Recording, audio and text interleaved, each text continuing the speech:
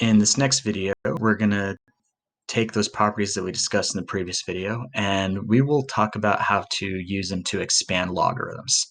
So the first thing that we're going to clarify is what is an expanded logarithm versus what is a condensed logarithm. So if you're trying to expand logarithms, that just means that you're trying to rewrite a single logarithm in as many terms as possible. So that might have applications in the sense that it helps you do a better calculation and give you a better approximation of some of the values for logarithms. And so the first thing we got to figure out is, what does an expanded version look like? So if you look in the logarithmic version table, that column, the left side for all of these are the expanded versions of logarithms. So this is considered to be an expanded form. This is an expanded form, as is this. The right side we're going to call the condensed version. So anytime we are asked to expand logarithms, we're trying to make our formerly single logarithm look like the left side of these rules. So how do you actually expand logarithms? Well, there's a couple guidelines to help you through this. The first one's going to go kind of slow because I want to show you the true method of how this would work, and then I want to show you a little bit of a shortcut to kind of speed up your thought process here. So the first thing you want to do, these are your hints for expanding a logarithm. You want to identify every number or variable being multiplied or divided to help you figure out how many logarithms you're going to need. So let's just quickly skim each of these example problems. These are all example problems from your notes. The first one, I see y divided by 125 times x squared. So the y, the 125, and the x squared, those are all things that are being multiplied or divided.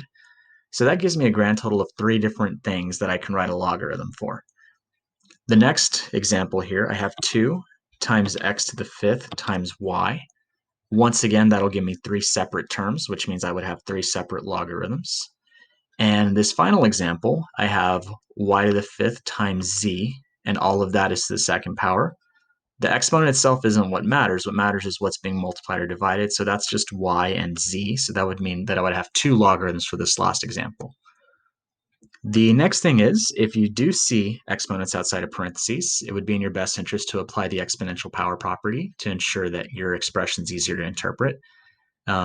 If you don't do that, that's going to make your life more complicated in the sense that you have to account for that exponent throughout your entire problem, so it's easier just to get rid of it right off the bat. And finally, we'll come back and we'll talk about this thing here in just a sec. So how would I approach these properties? The first example here is going to be a little bit ugly. I'm going to work through this 2 different ways. And again, these are examples that are on your notes. So we said earlier I should have 3 logarithms from this. So I see some division here. I see y divided by 125 times x squared. So according to our rules here, if I have division and I want to expand it, I would expand it using subtraction. So to expand this, I would have log base 5 of y minus the thing on our denominator, which is log base 5 of 125x squared. Okay, we said earlier there should be 3 logarithms, but right now I only have 2. That comes from the fact that here, after the minus sign, I have 125 times x squared. So I have 2 terms being multiplied, and according to our rules up here, when we have multiplication, we can expand that as addition. So we're going to go ahead and we're going to expand this. So next step would be to take log base 5 of y minus, and I'm going to open some parentheses for this next portion. We'll now take log base 5 of 125. And then we said multiplication turns into addition, so this will be plus log base 5 of x squared. I do have a negative here that can distribute, so that'll give you log base 5 of y minus log base 5 of 125 minus log base 5 of x squared. All right, the final thing that you should always check for before you call it a day on this problem is if you have any exponents, you got to get rid of those because that's not considered to be expanded if you see any exponents. So the rule for that says that if I have an exponent, that exponent should move to the front of our problem and act as a coefficient being multiplied.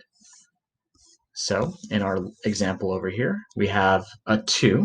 So that 2 needs to move to the front of this last term to give us our final answer. So our final answer should be log base 5 of y minus log base 5 of 125 minus 2 times log base 5 of x. And this right here is the completely expanded version of our logarithm. Okay, so there were quite a few steps here. So in problems such as this one, it kind of helps to take a slightly different approach. So I have this third bullet point here to kind of help guide you through this, and this is to make faster work of some of these problems. In general, if you see a variable or constant in the numerator, it's going to produce a positive logarithm. A variable or constant in the denominator is going to produce a negative logarithm. So how does that exactly work? So I'm going to work the same problem again. I'm just going to do this using that as my guiding thought. So we said any term in the numerator is a positive logarithm. So that means this y is going to give me a positive logarithm. And anything in the denominator, there's two terms, is going to give me a negative logarithm. So I'm going to start off right off the bat by writing my three logarithms and keeping that rule in mind, where anything in the numerator is positive and anything in the denominator is negative. So for the y, I will have log base 5 of y. From the denominator, I have 125, so that's going to give me a negative logarithm, so negative log base 5 of 125. And then also on the denominator, I have x squared, so that will give me a negative logarithm, so negative log base 5 of x squared. And now my logarithm's been expanded. The only thing I still have is an exponent, so we're going to use the power rule here. So that'll give you log base 5 of y minus log base 5 of 125 minus 2 times log base 5 of x. And that would be your final answer. Okay, so what I want you to pay very close attention to is notice that this did save us quite a bit of work. So big giveaway here is if you can understand how to write your negative and positive logarithms from your multiplication division, that's going to save you a lot of headache as you go through these types of problems. Okay, let's take a similar approach for our other problems that we've got remaining here. Let me change my color back. All right, so the next example, I have ln, which stands for natural log of 2x to the fifth times y. So earlier we said we have three logarithms. Notice I have no division here. So that means I'm going to have no negative logarithms. Everything here should be positive. So we're going to take natural log of 2 plus natural log of x to the fifth plus natural log of y. Okay, next thing I'm looking for are any exponents. I only see an exponent on the middle logarithm. So all we're going to do is we're going to take that exponent and bring it to the front. So your final answer should be natural log of 2 plus 5 times natural log of x plus natural log of y.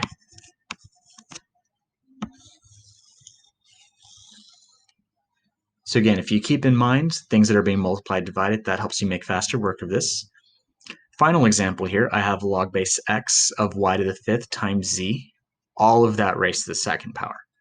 So this exponent out here is going to cause some problems if we don't get rid of it. So the first thing you should do anytime you see an exponent outside of parentheses is you should distribute it, or in other words, apply the power property.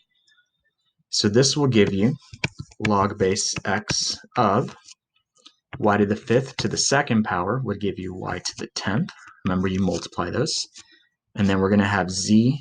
This is originally to the first, so this will give you z to the second power. All right, so I see two terms being multiplied, y to the 10th and z squared. So that tells me I'm going to have two different logarithms, and they're both going to be positive because there's no division here. So I've got log base x of y to the 10th plus log base x of z to the second power. Both of my logarithms have exponents, so I need to move both of those exponents as coefficients. So our final answer here should be 10 times log base x of y plus 2 times log base x of z.